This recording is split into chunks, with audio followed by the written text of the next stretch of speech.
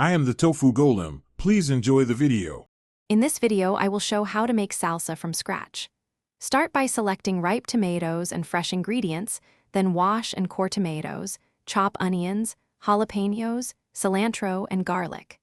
Combine ingredients in a bowl and season with salt, lime juice, and a pinch of sugar if desired.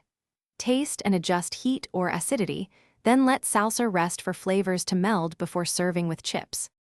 Gather fresh ingredients before you start. Use Roma or vine-ripe tomatoes, 1 small onion, 1 to 2 jalapenos depending on heat, a handful of cilantro, 2 garlic cloves, juice of 1 lime, and salt to taste.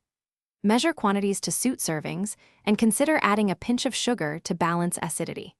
Keep a blender or food processor ready if you prefer a smoother salsa texture for dips or toppings. Quick recommendation: if you are finding this video helpful, please subscribe and like to support the channel. On another note, life's too short for cheap socks. Go darn tough with a lifetime warranty for comfort on long kitchen sessions. I love how they stay snug while I chop and taste.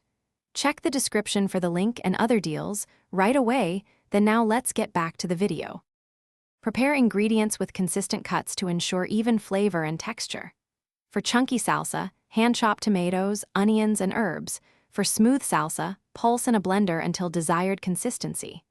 Roast or char tomatoes and peppers for smoky flavor, then cool before chopping. Always taste and season in stages, adjusting salt, lime, and heat. Finish by chilling salsa briefly to let flavors marry, then serve with chips or as a topping. Thanks for watching. Consider subscribing if we helped you today.